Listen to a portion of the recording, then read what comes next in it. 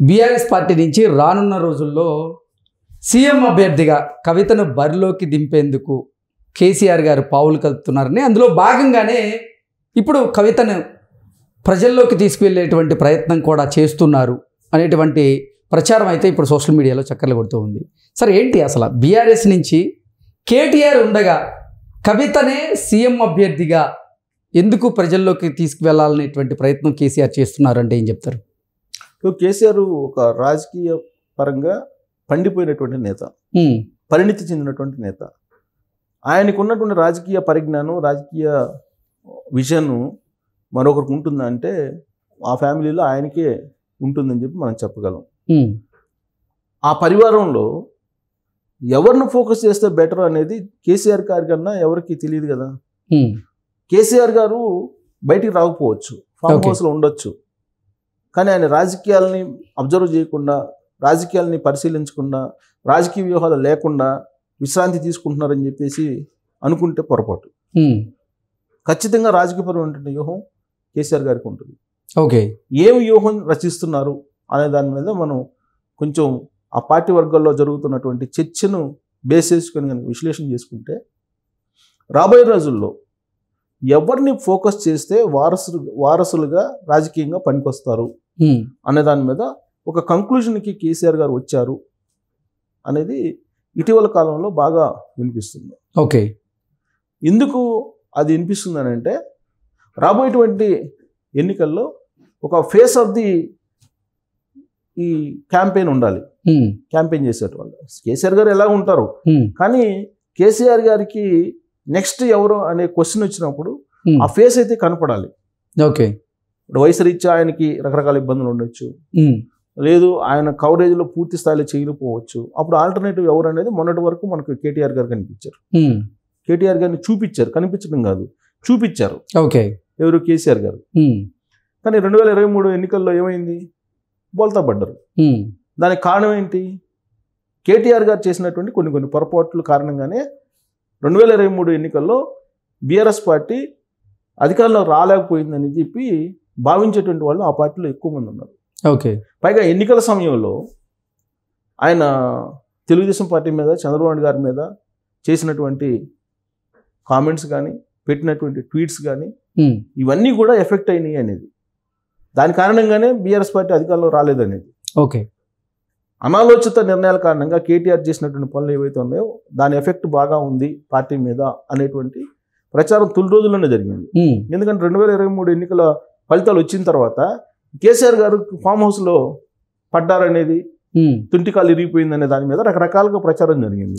అప్పుడేదో హరీష్ కేటీఆర్ ఇద్దరు గొడవ పడ్డారని, తన వల్లే కేటీఆర్ వల్లే ఓడిపోయింది పార్టీ అని చెప్పేసి హరీష్ రావు భావించాడని, ఇలా రకరకాలుగా వినిపించాయి. సరే, వాటిలో వాస్తవం ఉందా అవాస్తవం అని పక్కన పెడితే కేటీఆర్ గారిని ముందు పెడితే కనుక పబ్లిక్ యాక్సెప్టెన్సీ లేదు అనేటువంటి ఒపీనియన్కి కేసీఆర్ గారు వచ్చారు అని. కేటీఆర్ ఫేస్ని కనుక ముందు పెడితే, ఎందుకంటే కేటీఆర్ మీద ఇప్పటికే కేసులు ఉన్నాయి. ఫార్ములా 1 కేసు ఉంది, ఫామ్ హౌస్ జన్వాడకు సంబంధించినటువంటి అంశం నడుస్తుంది, తర్వాత ఈ ఫోన్ ట్యాపింగ్కి సంబంధించినటువంటి అంశం నడుస్తుంది. ఇవన్నీ చాలా ఉన్నాయి. ప్లస్ ఈ హైడ్రా ఏర్పాటు చేసిన తర్వాత తెలంగాణలో, ప్రత్యేకించి హైదరాబాద్లో ఎన్ని ఆక్రమణలు జరిగినాయి. వాసవి లాంటి సంస్థకి సంతకాలు పెట్టేసి కేటీఆర్ గారు పర్మిషన్ ఇచ్చారు చెరువుల్లో కట్టుకున్న దానికి కూడా అనేటువంటి ఆరోపణలు ఎదుర్కొంటున్నారు. సో ఇలాంటివి ఎదుర్కొంటున్న సమయంలో కేటీఆర్ గారిని పక్కన పెట్టాలి, లేదంటే హరీష్ రావు కేటీఆర్ ఇద్దరు ఫోకస్ అవుతున్నారు, ఇది కొంచెం ఇబ్బందికరమైన పరిస్థితి పార్టీకి అనేటువంటిది ఒక ఒపీనియన్కి వచ్చి ఉండొచ్చు కేసీఆర్ గారు. ఇంకో కోణం ఏంటంటే కవిత లిక్కర్ స్కామ్లో జైలుకి వెళ్ళారు. లిక్కర్ స్కామ్లో జైలుకి వెళ్ళి బెయిల్ మీద వచ్చారు. బెయిల్ మీద వచ్చిన తర్వాత తెలంగాణ సమాజం మొత్తం కూడా తిహార్ జైలుకి వెళ్ళినటువంటి కవిత గురించి ఆలోచించారు, ప్రత్యేకించి బీఆర్ఎస్ పార్టీ వాళ్ళు.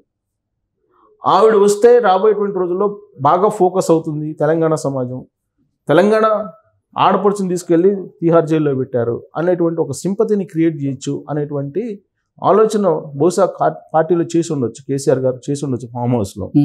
అందుకే కేసీఆర్ గారు కవితని తీసుకురావడానికి, బెయిల్ మీద తీసుకురావడానికి అనేక రకాల ప్రయత్నాలు చేశారు. రాజకీయపరమైన ప్రయత్నాలు చేశారు, న్యాయపరంగా లైజనింగ్ ఏ విధంగా చేయాలో చేశారు. ఉమ్, ఆయనకు ఉన్నట్టు అనుభవాన్ని మొత్తాన్ని పెట్టేసి ఆమెను తీసుకొచ్చారు. తీసుకొచ్చి శంషాబాద్ ఎయిర్పోర్ట్ నుంచి లేదా ఢిల్లీ నుంచి ఆమెను ఏ స్థాయిలో ఆమెను హైలైట్ చేసుకుంటూ తీసుకొచ్చారు తెలంగాణకి అనేది కనుక మనం అబ్జర్వ్ చేస్తే ఉమ్, రాబోయేటువంటి రోజుల్లో కేసీఆర్ తన వారసురాలిగా కవిత గారిని ఫోకస్ చేసేటువంటి అవకాశం ఉంది అనేటువంటి అభిప్రాయానికి మనం రావచ్చు. ప్లస్ వ్యూహాత్మకంగా లిక్కర్ స్కామ్లో బెయిల్ మీద వచ్చినటువంటి కవిత గారు బయటికి రావట్లేదు. ఉమ్, ఎందుకు బయట రావట్లేదు అని అంటే ఆవిడని ఎప్పుడు ఏ విధంగా ఎలివేట్ చేయాలి అనేది ఒక బ్లూ ప్రింట్ తయారు చేశారు కేసీఆర్ గారు. అందుకే ఇప్పుడు ఆవిడ బయట రావట్లేదు అనేది. ఓకే. ఆవిడ ఎలా రావాలి, ఏ ప్లేస్ నుంచి రావాలి, ఏ సందర్భంలో రావాలి అనే దాని మీద కేసీఆర్ గారికి స్పష్టత ఉంది. కాబట్టి కేసీఆర్ గారు బతుకమ్మ రూపంలో కవితను బయటకు తీసుకొచ్చే అవకాశం ఉంది. రాబోయేటువంటి రోజుల్లో దసరా నవరాత్రులు వస్తున్నాయి కదా. సో దసరా నవరాత్రుల్లో బతుకమ్మ అనేది తెలంగాణలో ఒక పెద్ద పండుగ. ఉమ్, బతుకమ్మ అనగానే తెలంగాణ మహిళల్లో కానీ గుర్తొచ్చేటువంటి ఫేస్ ఏదంటే కవిత ఫేస్. దేశ విదేశాల్లో కూడా తెలంగాణ మహిళలు బతుకమ్మ ఆడుతున్నప్పుడు కవిత గుర్తొస్తూ ఉంటారు వాళ్ళకి. ఎందుకంటే కవిత ఆ బతుకమ్మను అంత ఎలివేట్ చేశారనే ఒపీనియన్ కేసీఆర్ గారిలో ఉంది. ఉమ్, సో ఆ పండుగని బేస్ చేసుకొని కవితను ప్రజల్లోకి తీసుకురావాలి అనేటువంటి ఉద్దేశంతో కేసీఆర్ గారు ఒక బ్లూ ప్రింట్ తయారు చేసుకున్నారు. సో దసరా సందర్భంగా బతుకమ్మ వేడుకలు స్టార్ట్ చేసి కవితని రాష్ట్రం మొత్తం కూడా పర్యటించేలాగా చేయాలి, మీటింగ్లు పెట్టించాలి అనేటువంటి ఒక ఒపీనియన్ చేస్తున్నారు. కాబోయేటువంటి సీఎం కవిత అనేటువంటి యాంగిల్లో ప్రచారం చేయాలి, ఆ స్థాయిలో తీసుకెళ్ళాలి, ప్రచారాన్ని ఫోకస్ చేయాలి అనేటువంటి ఒక ఆలోచన కేసీఆర్ గారు చేస్తున్నట్టు ఆ పార్టీ వర్గాల్లో చాలా సీరియస్గా చర్చ జరుగుతుంది.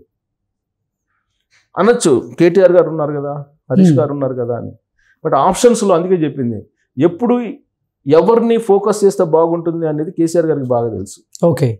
ఇప్పుడు 2014 నుంచి 2018 వరకు తీసుకుంటే, ప్రత్యేకించి 2018 నుంచి 2023 వరకు తీసుకుంటే మనం ఉమ్, కాబోయే సీఎం కేటీఆర్ అని చెప్పి పబ్లిసిటీ ఎంతో మంది చేశారు, బయట కూడా మాట్లాడారు. కానీ అయ్యిందా? అలా ఆఖరికి మోదీ గారు కూడా కొన్ని వ్యాఖ్యలు చేశారు. మోడీ గారు కూడా చేశారు. మోడీ గారు వచ్చినప్పుడు నాకు తన కుమారుడిని ముఖ్యమంత్రిని చేస్తాను, సహకరించమని చెప్పి కేసీఆర్ అడిగారని కూడా చెప్పారు. ఉమ్, అంటే అంత ప్రయత్నాలు చేసినప్పటికీ ఆయన కాల. ఉమ్, కారణం ఏంటి? కేసీఆర్ గారికి సెంటిమెంట్ ఎక్కువ. ఉమ్, ఇతను సీఎం చేయాలనుకున్నప్పుడు ఏదో ఒకటి హడ్లు వస్తుంది కాబట్టి ఇతను కాకుండా కవితను చేస్తే బాగుంటుందనే ఆలోచన ఇప్పుడు చేస్తున్నారనేది కూడా. ఓకే. అందుకే పూజలు, తర్వాత రాజశ్యామ యాగాలు, చండీ యాగాలు ఈవెన్ కూర్చోబెట్టుకొని చేస్తున్నారు కేసీఆర్ గారు ఉమ్, అని. సో రాబోయేటువంటి రోజుల్లో ఈ బతుకమ్మ కంటిన్యూషన్లో కవితని నీకు తెలంగాణ సమాజం మొత్తం కూడా పరిచయం చేయడానికి మీటింగ్లు పెట్టడానికి ప్లాన్ చేస్తున్నారు. అక్కడి నుంచి బీఆర్ఎస్ పార్టీకి సంబంధించిన కార్యక్రమాలు నిరంతరం ఉంటాయని చెప్పి ఒక చర్చ జరుగుతుంది.